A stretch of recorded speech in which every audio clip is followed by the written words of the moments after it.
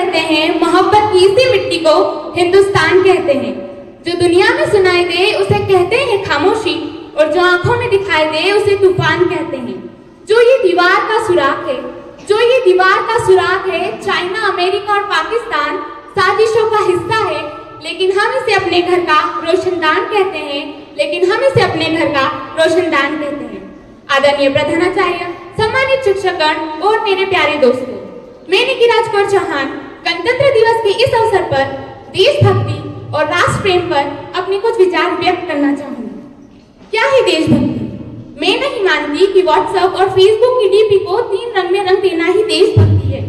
और यदि आप कहेंगे कि साल में 2 बार हाथ में तिरंगा ले लेना देशभक्ति है, तो मैं पूछना चाहूंगी कि फुटपाथ पर रहने वाला वो बच्चा ट्रैफिक की छांव में नंगे पांव में जब तिरंगा बेच रहा होता है, तो क्या आप उसे उसकी देशभक्ति कहेंगे? ये उसकी देशभक्ति नहीं, उसके पेट के भूख की वो शक्ति है जो उसे ऐसा करने पर मजबूर करती है। अपने परिवार, अपने राष्ट्र, अपने समाज के प्रति समर्पण का भाव है हमारी देशभक्ति। हर देशद्रोही के मन में उठने वाला तूफान है हमारी सच्ची देशभक्ति।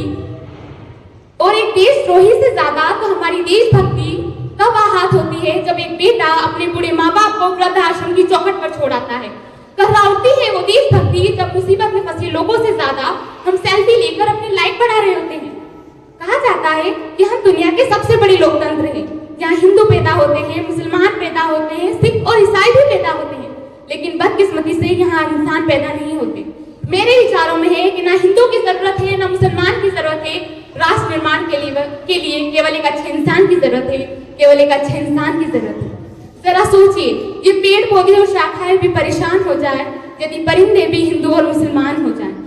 बड़ी ही आश्चर्य की बात है कि जिस देश ने दुनिया को तक्षशिला और नालंदा देकर विश्वविद्यालय शिक्षा की बुनियाद रखी, आज वही देश दुनिया की 100 सर्वश्रेष्ठ विश्वविद्यालयों में अपना एक भी विश्वविद्यालय खड़ा नहीं कर पाता। जहां एक और हमारे पास IIT, IIM, NIT जैसे शिक्षण संस्थान हैं, वहीं दूसरी ओर हमारे देश के गरीबों को बेरोजगारी के नाम पे सर्व शिक्षा अभियान का झिझला पकड़ा दिया जाता है। और इन सब की जड़ है हमारा अंधविश्वास। जब तक हमारे देश का युवा अपनी सफलता के लिए मंदिर जा जाकर नारियल फोड़ कर भगवान को रिश्वत लगाता रहेगा, जब तक हमारे देश का शिक्षित वर्ग ही बिल्ली के रास्ता काट जाने पर खड़े हो जाना, अपना धर्म, अपनी जाति को ऊंचा मानकर दूसरे के धर्म की अवहेलना करता रहेगा, तब तक ना तो राष्ट्र निर्माण संभव होगा और ना ही अंधविश्वास खत्म होगा। हमारी संस्कृति, हमारी सभ्यता को तो दुनिया ने शीश झुकाया है, तो क्यों फिर हमने आस्था के नाम पर अंधविश्वास फैलाया? बड़ी बड़ी बातें नहीं, छोटी छोटी कोशिशें करनी होंगी, क्योंकि चोट हमें पहाड़ों से नहीं पत्थरों से लगा करती है।